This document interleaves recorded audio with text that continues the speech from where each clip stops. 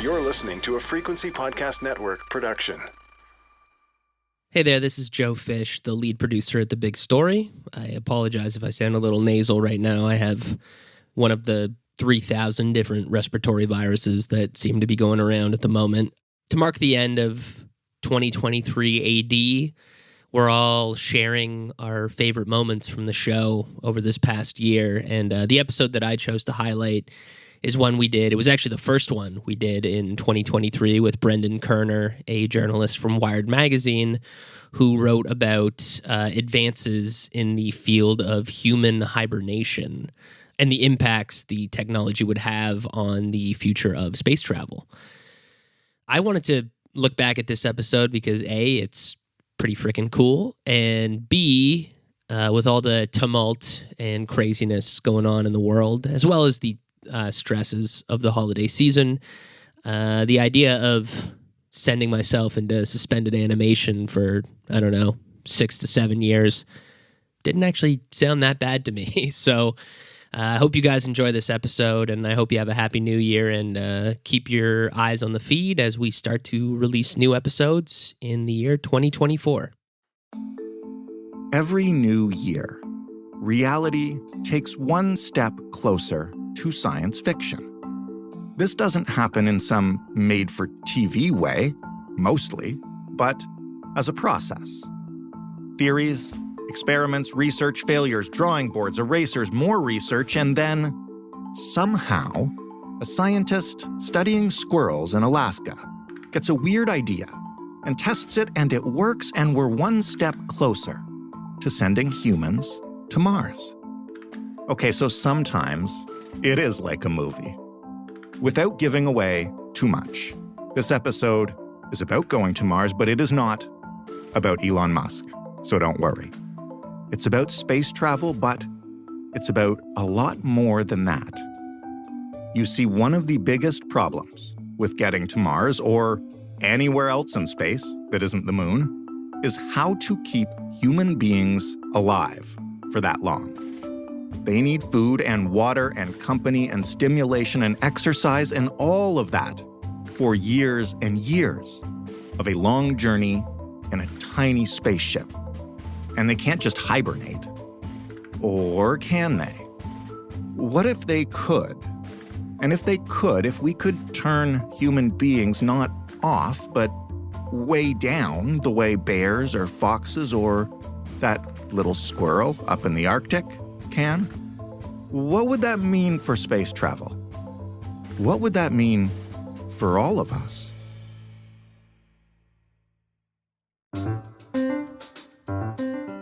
I'm Jordan Heath Rawlings. This is The Big Story.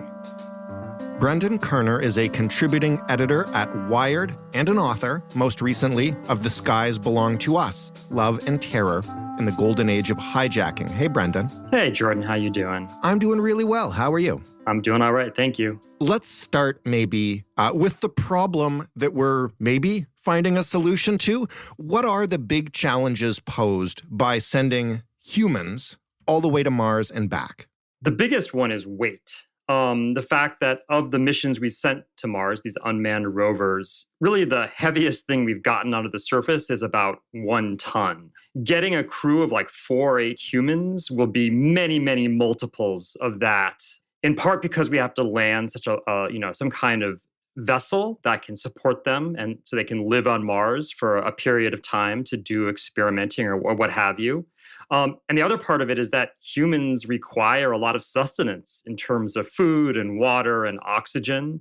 And all of that is going to mean that we need a vessel that's maybe going to weigh over 300 tons as it departs the Earth's atmosphere. And that's many, many multiples more than anything we've previously attempted. And ladling on the fuel necessary to get that vehicle, the math doesn't really add up very well. It's almost too much weight for us to have the fuel necessary to get the craft there. So that's the primary problem. There's also some secondary problems. And maybe the biggest one is humans really haven't existed outside of the magnetosphere that protects our planet for very long at all. For example, the International Space Station is within the Earth's protective magnetosphere. And that magnetosphere protects us from radiation that exists in our solar system. So if we're going to be spending a couple of years going to and from Mars, and during the time in transit, there's going to be a lot of radiation bombarding the spacecraft. And so we don't know if that's going to cause serious health concerns for the humans on that mission.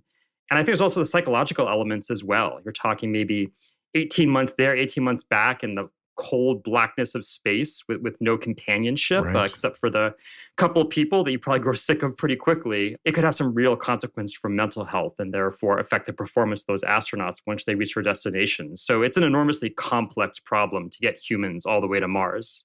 What could we do, and this is, I'm getting at something that's been around for a while, to make human needs less on the journey and on the way back? Well, human needs really come down to human metabolism. It's our body's need for sustenance, for oxygen, to emit waste. Those wouldn't be a problem so much if we could slow down human metabolism or even stop it temporarily altogether. And so for a long time, people who've speculated, often in science fiction, have realized the answer is for humans to do what a lot of other mammals do, which is to hibernate, which is to slow down our metabolisms, reach the state of torpor where we lower the internal thermostat by quite a great deal. And that really slashes our need for food and for oxygen for weeks or even months at a time. So that's always been the key, is how do we tweak the human body so we can kind of do what a lot of animals do in cold environments for the winter months. And you make this point in your writing, but anybody who's seen, 2001: A Space Odyssey or several other sci-fi films from decades ago is kind of familiar with the concept, at least as like a thought exercise. But for most of that time, how feasible has that idea even been? Not terribly feasible. And you mentioned 2001: A Space Odyssey. And in the movie version of that, you have 4 of the 6 crew members going to Jupiter are in these hibernation pods. And they talk about the details in the movie, saying that they're going to have these dreamless sleep and their bodies are down to 37 degrees Fahrenheit, so extremely cold, on the edge of freezing. And we have gotten nowhere near there in terms of freezing the body and having it still be healthy. So although this has been something that science fiction writers like Arthur C. Clarke have speculated on, and I think scientists have toyed with the concepts for a very long time, it's really been a tough challenge for scientists to crack. Speaking of scientists toying with the concept, there is something that's at least a little bit similar to it. Maybe you can explain what is therapeutic hypothermia and why would or wouldn't it work for sending astronauts through space? Yeah, so therapeutic hypothermia is one thing we've attempted that kind of at least approximates hibernation of mammals in cold environments. What this is typically when people suffer cardiac arrest in particular, doctors will lower their internal temperatures, often using an intravenous cooling fluid. And this will get their temperatures down to like just shy of 89, 88 degrees Fahrenheit, which is pretty darn cold for a human being. And what this does is this reduces the metabolism and really reduces blood flow and all those things by about 50%.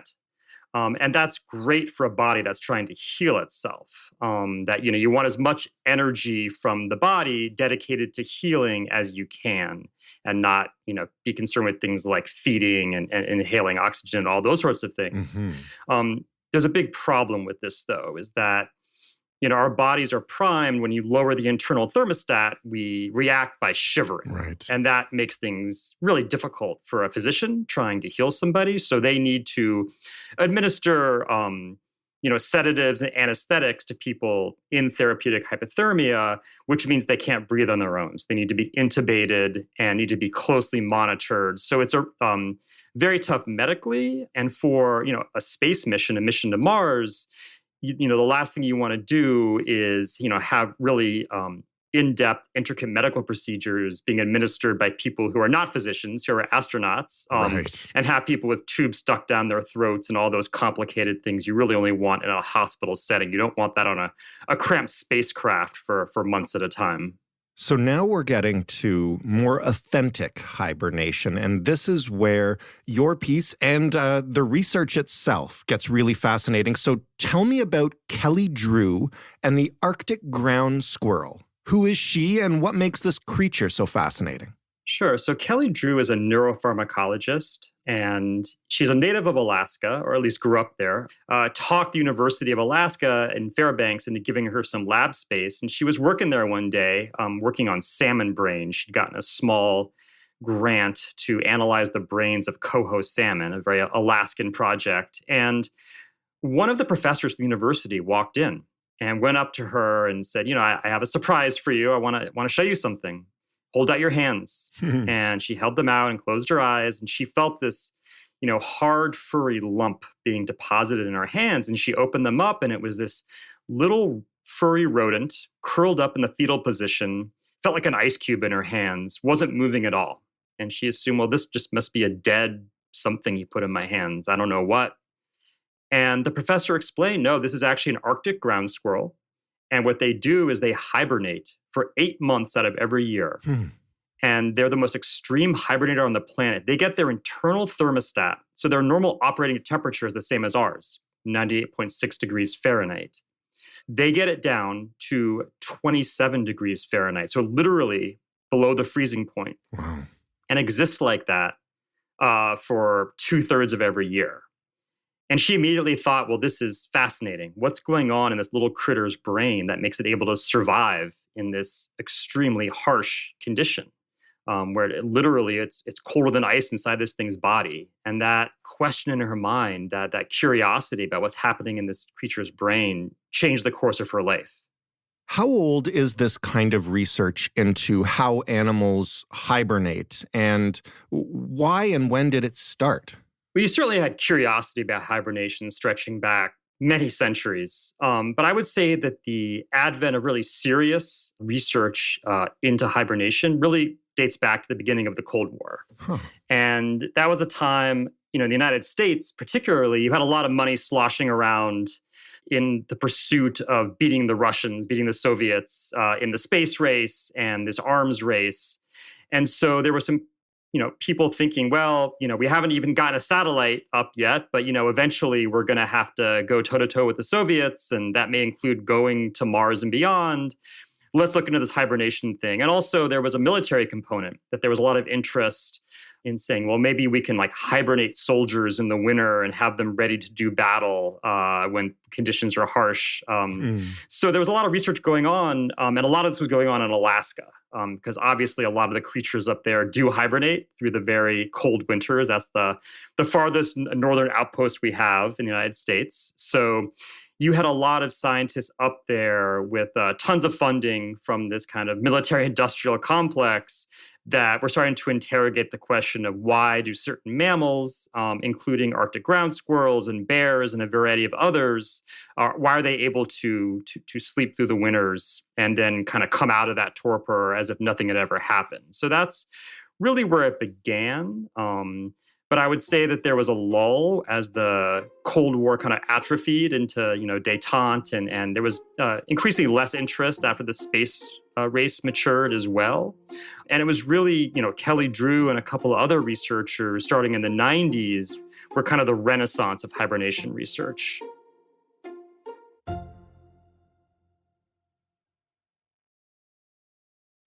So when Dr. Drew began digging in to the squirrel, how did it go? What kinds of things was she trying to learn what triggers this and how it might be used on humans, if that's even what she was looking for? Yeah, so the first thing she did was use a technique called microdialysis to study the brains of these squirrels. This is when you basically stick extraordinarily small tubes into the brains of these hibernating squirrels so you can extract some chemicals to study, so extract the neurochemicals. And one thing that surprised her was that when she did this, when she examined the brains afterward, there was no damage. You couldn't find where the tubes had been stuck. And that's very unusual. Usually when you do this with other non-hibernating creatures, you can see little pieces of scar tissue or what have you, little marks where you did stick the tubes. That wasn't the case with the ground squirrels. And so she thought, well, hibernation must give them some kind of neural protection. And that could be really useful. Maybe hibernation is this super protected state. And if that's the case, maybe if we could say, hibernate soldiers who've been traumatized in battle and are trying to recover from traumatic brain injuries, maybe getting them to reach a kind of hibernating state will help them recover. And so because of that, she was able to get some funding from the Army Research Office in the United States. And that was really when things started to take off for her in terms of looking into what are the chemicals that trigger this state in the squirrel. And will those chemicals also be effective in perhaps human beings? And so she actually spent the bulk of the 1990s, the mid to late 1990s, investigating a neurotransmitter called GABA. And GABA is really integral to the sleep process. And it makes sense. Hibernation's a cousin of sleep, right? It's kind of similar. We have a lower metabolism when we're sleeping. So she figured, well, then it must be a neurotransmitter involved in sleep that's responsible. So she did all sorts of experiments with GABA and some related chemicals and kind of got nowhere. It wasn't until 2005, so this would have been actually 13 years after that frozen ground squirrel was first placed in her hands, she hired an undergraduate research assistant. And his job was to, look through the literature and just find anything that had come out about hibernation, no matter how tangentially related, hoping they could maybe dig up some leads about what to do next. And he actually came across a Japanese language paper. And he didn't speak Japanese, but the abstract was in English. And it just briefly mentioned that these researchers in Japan, working with hamsters, had managed to get hibernating hamsters to stir out of their torpor by blocking a receptor, the A1 adenosine receptor. This is a part of the cell that responds to chemicals and then emits signals that affect the physical state of an organism. And so this wasn't really what Kelly Drew was looking to do. She was looking to do the opposite. But, he flagged this paper and they kind of filed it away on this huge pile of other papers. And actually 2 more years passed. And it was not till 2007, Dr. Drew encountered a Japanese-speaking researcher at a lab she was visiting. And she asked him, like, hey, I've got this Japanese language paper. It's been sitting on my hard drive for a couple of years. Can you translate this for me? And he did. And she read it in full for the first time. And she thought, well, if blocking these receptors wake up the hamsters, maybe if I stimulate the receptors in my squirrels, that will induce hibernation. And so she found a drug called CHA that does stimulate this particular adenosine receptor. And sure enough, this did induce hibernation in her ground squirrels. So it was a real breakthrough. What happened after that breakthrough? What happened when her research came out? Yeah, so there was one problem with CHA. So CHA, it stimulates this receptor in the brain and starts to lower the temperature of the body, but there's receptors in your cells all over your body, right? Mm-hmm. And so if you inject this drug intravenously and it gets in the bloodstream, it goes to the heart, of course, and it slows down the heart until the heart stops. It's a really good way to kill an animal, is to inject CHA into their bloodstream. So so she had to inject it straight into the squirrel's brains to get the desired effect without killing them. So, that's an advance, but the problem being that you really want to avoid sticking needles into people's brains whenever possible. Mm-hmm. And you certainly don't want to do it like outside of the most controlled, delicate hospital setting. So you can't do it on a spaceship. Mm-hmm. And, the way she talks about it, she had these posters blown up of the data and, to review it before publication. And she had them hung up in the hallway outside her office. And she was, looking at them one day, looking at the data. And, she should have felt great. She was about to publish a really important paper about a breakthrough that had taken her quite a long time. But instead, she felt a little dejected, just knowing that, well, I found this, but I've really fallen short of my goal, which is this is not really useful. The applications of this are limited because I haven't cracked the problem of how do I administer this safely and not have to inject it into brains. And she had one of those rare yet splendid eureka moments. And she thought, well, what if I mix this with another drug that would block CHA's effects everywhere except for the brain? So basically what she needed was a drug that would act on the body and kind of counteract and cancel out the effects of the CHA, but would have molecules that were so big they couldn't cross that barrier that separates the body from the brain, right? So only the CHA would get into the brain. And she found this. It's actually a drug called 8-SPT. It's pretty well known. It's related to one of the active ingredients in black tea. And she made a cocktail of these two drugs, 8-SPT and CHA. And she injected this into the squirrels and also into rats, into lab rats. And it worked exactly as she intended, that it really cooled down and made these rats enter this torpor, but didn't do what therapeutic hypothermia does, which is called shivering. It was more of like a natural thing that didn't require sedatives or anesthetics, so the rats could breathe on their own.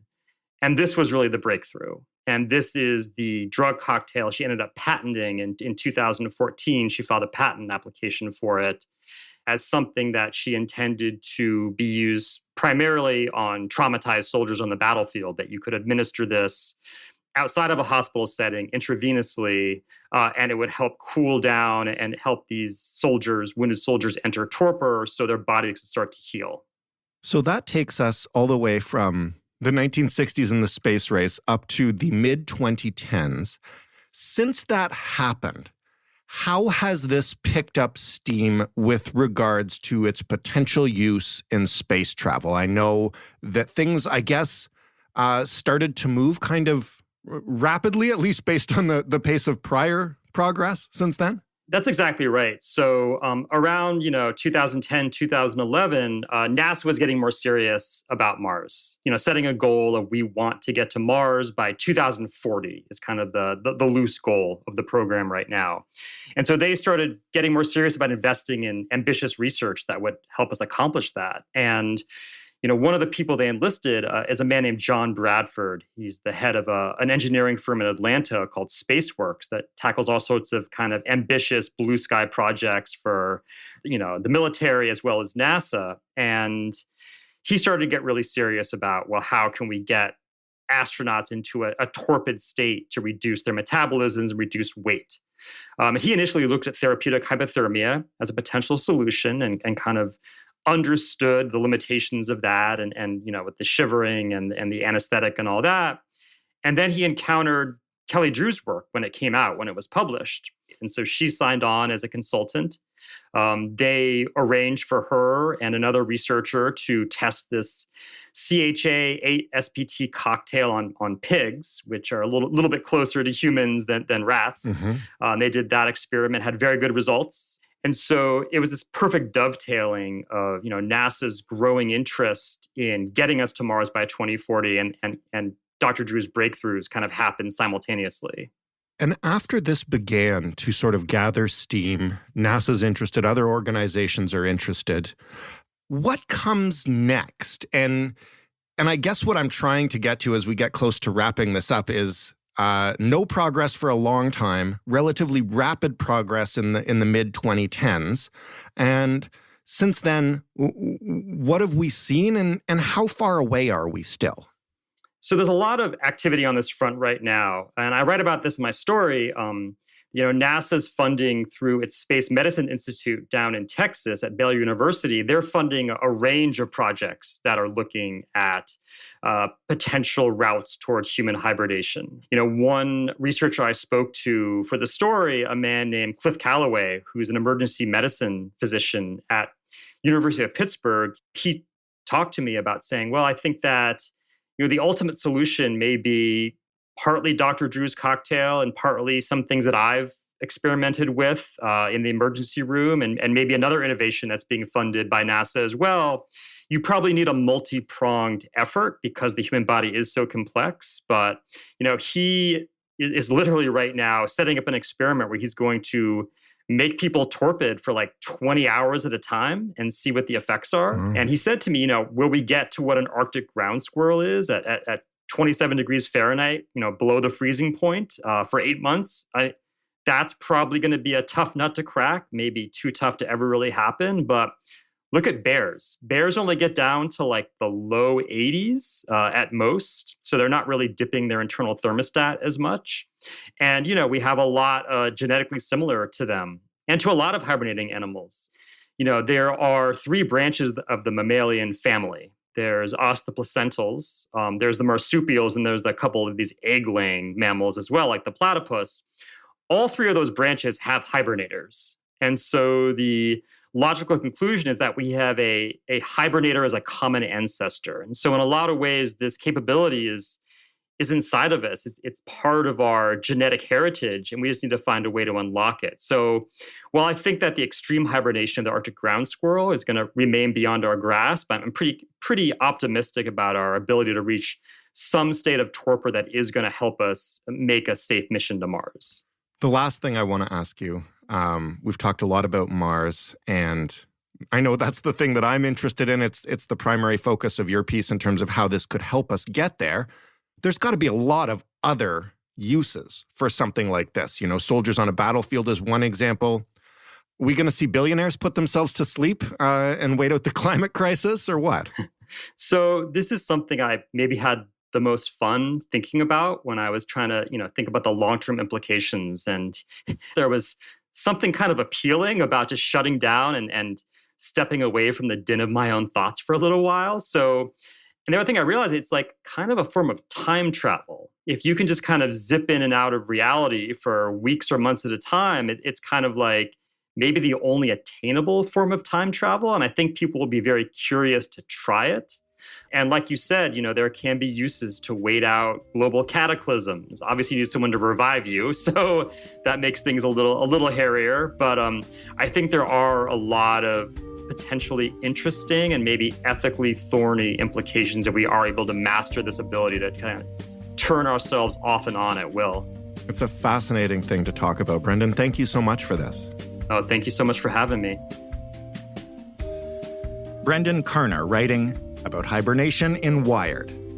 That was The Big Story. Welcome back. Thank you for joining us for a brand new year. We've got a whole lot of things cooked up. We can't wait to share them with you. And as always, and I know you must be tired of me asking you to do my job for me, we would love to hear what you think we should be talking about this year. What did we not get to last year? What's going to be a bigger problem this year than it was in 2022? Tell us. We are currently lining up brand new guests and brand new topics, so don't hesitate to share, which you can do with us on Twitter at TheBigStoryFPN. You can do it by email, by emailing hello@thebigstorypodcast.ca. And you can do it by calling us and leaving a voicemail, 416-935-5935. If you don't know by now, The Big Story is available in every single podcast player that existed in 2022 and all the ones that will come to exist in 2023. Just search for it, subscribe, follow, like, rate, review, all that good stuff. And you can ask for it on your smart speaker. Just say, play The Big Story podcast. Thanks for listening. Thanks for coming back for another year. I'm Jordan Heath Rawlings. We'll talk tomorrow.